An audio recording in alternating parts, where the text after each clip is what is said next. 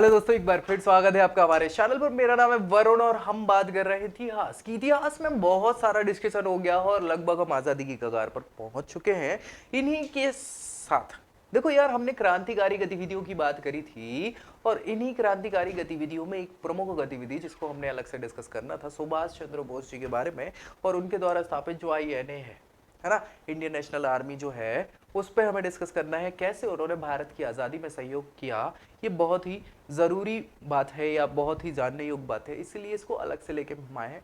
तो बात हम जो करेंगे आज यहाँ पे वो सुभाष चंद्र बोस और INA की इस वीडियो में करने वाले हैं।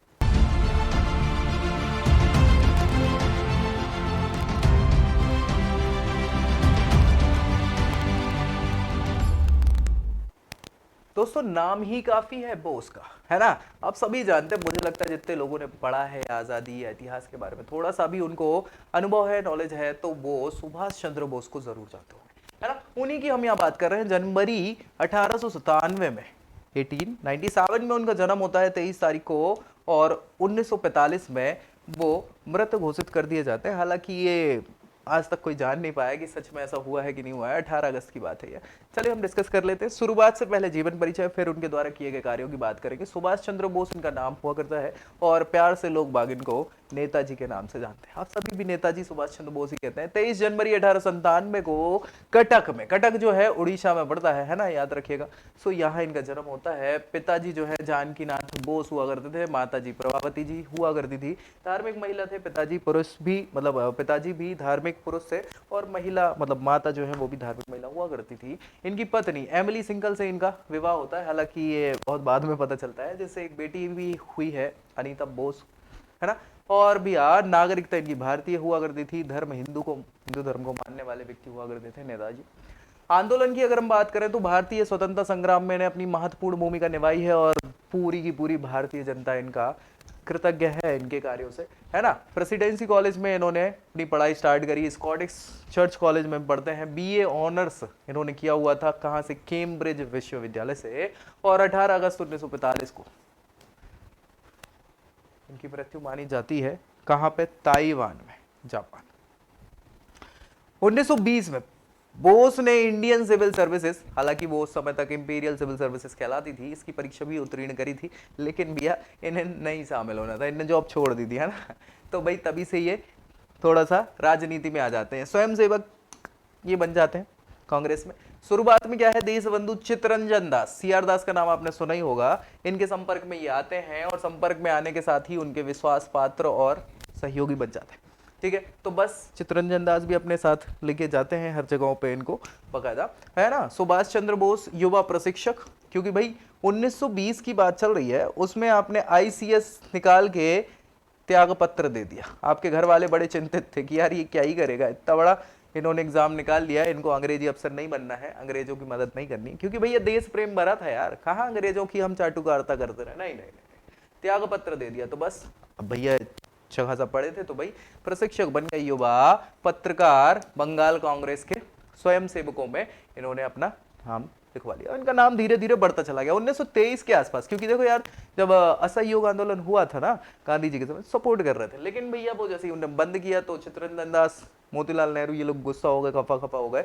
सो इन्होंने स्वराज पार्टी का गठन किया था चित्तरंजन दास जी ने, याद होगा आपको, है ना। सो उसी समय नेताजी सुभाष चंद्र बोस ने भी समर्थन दिया था किसको, स्वराज पार्टी को।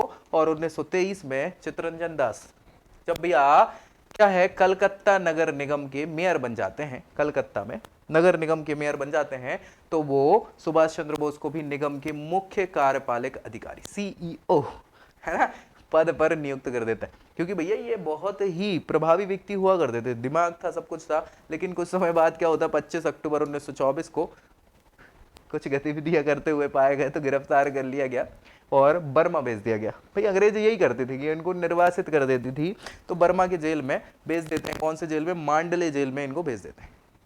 मांडले जेल में 2-3 साल रहने के बाद 1927 में इनको फिर रिहा किया जाता है। रिहा करने के बाद ये वापस कलकत्ता आते हैं, तो फिर अपने वही काम करने लग जाते हैं। उदारवादी दल की ये आलोचना करना चालू कर देते हैं। उदारवादी दल समझ रहे हैं ना, वही पुराना वाला जो अनुनय विनय वाले लोग हुआ थे, ये उग्रवादी व्यक्ति है यार, है ना। सो बस 1928 में नेहरू रिपोर्ट आती है। भाई CR दास है ना, एक्सपायर हो गए थे 1925 में सीआर दास, चित्तरंजन दास की मृत्यु हो जाती है।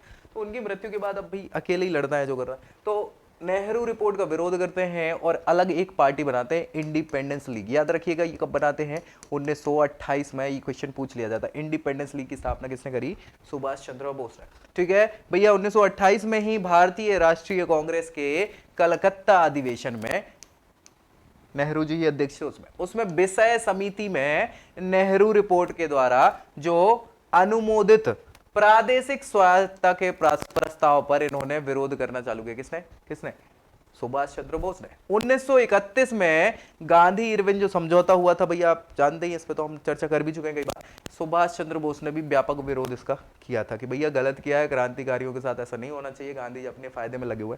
ठीक है, चलिए। उन्होंने फिर बाद में ऑल इंडियन यूनियन कांग्रेस, साथ ही साथ यूथ कांग्रेस, याद रखिएगा ये इंपॉर्टेंट है, यूथ कांग्रेस का अध्यक्ष भी इनको बनाया गया। 1938 तक तो भैया ये ख्याति के शिखर पे थे अपने, और भारतीय राष्ट्रीय कांग्रेस का इनको अध्यक्ष बनाया जाता है। उसके बाद तो भैया राष्ट्रीय योजना आयोग का इन्होंने गठन कर दिया कि भैया राष्ट्र भर के लिए एक योजनाएं होनी चाहिए। तो राष्ट्रीय योजना आयोग, अब इनका जब कद बढ़ता चला गया तो गांधी जी को थोड़ा सा बुरा सा लगा। तो गांधी जी को बुरा लगा तो बस 1939 के कांग्रेस अधिवेशन में फिर से इनको अध्यक्ष चुना जाता है। लेकिन गांधी जी जो हैं वो प्रतिद्वंदी किसको खड़ा करते हैं, राजगोपालाचारी, जो हार जाते हैं चुनाव में। अब हार जाते हैं सो गांधी जी का मुंह बन जाता है ना। सो गांधी जी के विरोध के चलते इन्होंने फिर इस्तीफा दे दिया, बोले छोड़ो यार क्या ही मतलब है। सो बस यहां पे फिर राजेंद्र प्रसाद बन जाते हैं। सुभाष चंद्र बोस पार्टी छोड़ देते हैं, बोले यार ऐसे तो काम हो नहीं पाएगा, गांधी जी की कब तक सुनते रहेंगे, उनके अपने मन की हो गई तो ठीक है, नहीं हुई तो फिर मुंह बना लेते हैं, है ना। सो बस गर्मपंथी तत्वों को साथ जुटाने की उम्मीद में उन्होंने क्या किया, फॉरवर्ड ब्लॉक की स्थापना कर दी। कब कर दी, 1939 में कर दी। ये सीधा सीधा क्वेश्चन पूछा जाता है। ठीक है, 1940 में फिर से उनको बंदी बना लिया गया अंग्रेजों के द्वारा, है ना। अब बंदी बना लिया गया तो क्या करे थे, फिर तूफानी होगा। 26 जनवरी 1941 की बात है कि उन्होंने कलकत्ता में अपने ही घर में उन्हें नजरबंद करके रखा गया था। तो वेश बदल के भाग लिए घर से, और फिर क्योंकि देखो यार इस समय तक 1939 में ही आप देख रहे हैं कि यही तो द्वितीय विश्व युद्ध स्टार्ट हो गया है ना, द्वितीय विश्व युद्ध। और द्वितीय विश्व युद्ध के समय ही हमें अंग्रेजों को क्या करना है, हटाना है, भगाना है, सारी चीजें। तो इसके चलते उग्रवादी मतलब थोड़ा सा उग्र रूप अपने को अपनाना पड़ेगा। तो भाई बस 26 जनवरी 1941 को जैसे ही इन्हें मौका मिलता है निकल जाते हैं। कहाँ, काबुल के रास्ते। काबुल अफगानिस्तान में, पाकिस्तान तक तो भारत ही था, है ना। सो काबुल पहुंचे, काबुल से पहुंचे मास्को, रशिया पहुंचे, और रशिया के बाद ये कहां पहुंचे गए, जर्मनी। जर्मनी में पहुंचे, हिटलर से मुलाकात करी। भैया ये ऐसे व्यक्ति थे जो पहचान गए हिटलर को, 2-3 उनके हम सकल आए और हाथ हाथ में लाने लगे, बोले हट। तो जर्मनी का जो हिटलर था भैया वो खुश हो गया, बोले यार आपने कैसे पहचान लिया, अच्छे नहीं पहचान पाया मैं हम सकल को, आप कैसे पहचान गए।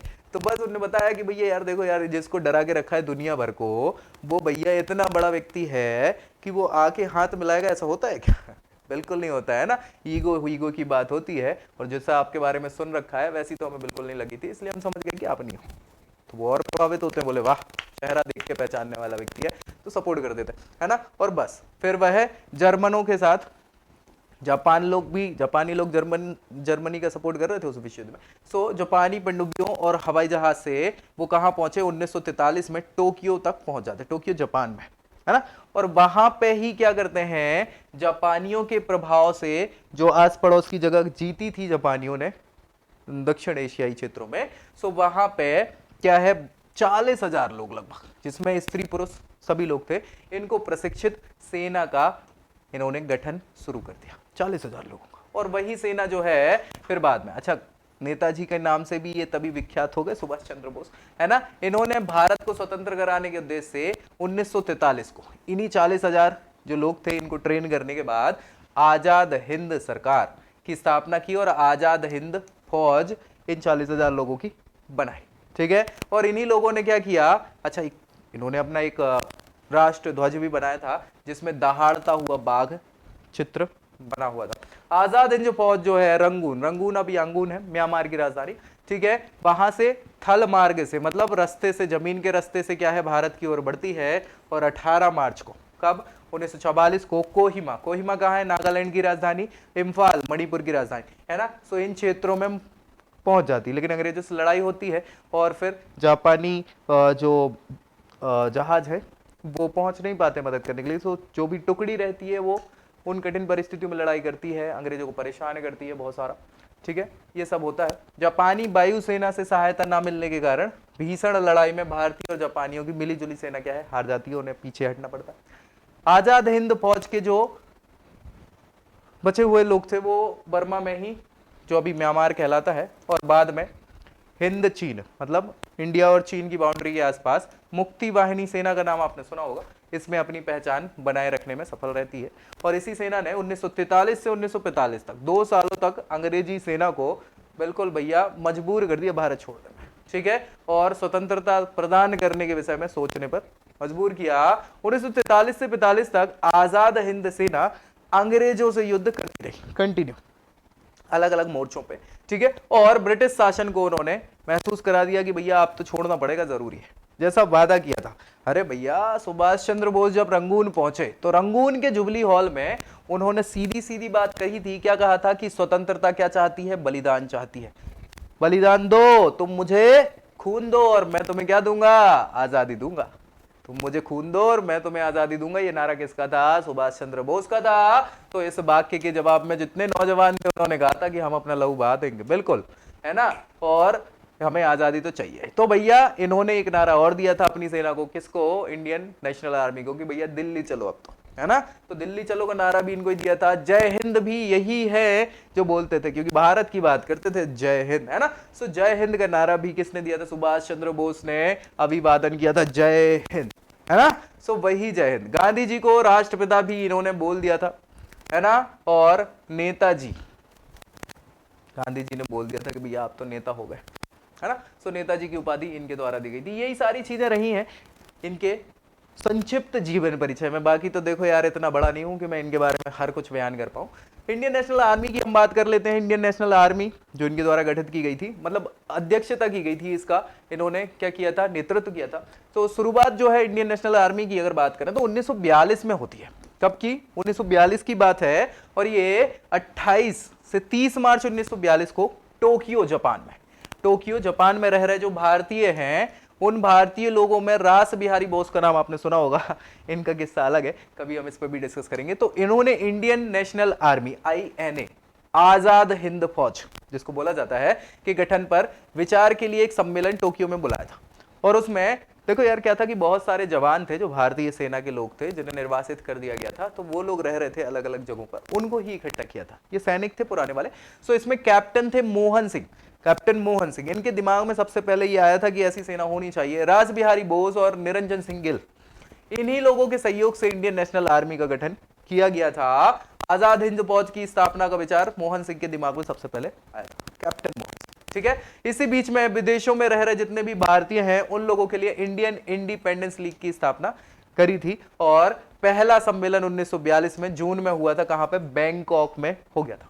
फिर भैया जब वो 43 में क्या है, जब टोक्यो पहुंचते हैं कौन, बोस साहब, तो इनको अध्यक्षता दे दी जाती है रास बिहारी बोस के द्वारा, और फिर सारी चीजें चलती रहती। ठीक है, यही थी पूरी कहानी किसकी, सुभाष चंद्र बोस और INA की, जिन्होंने भारत को स्वतंत्रता प्रदान करने में महती भूमिका अदा करी है। तो ऐसे वीर सपूतों के लिए एक बार जय हिंद, और मिलते हैं नेक्स्ट वीडियो में ऐसी ही रोचक जानकारी के साथ।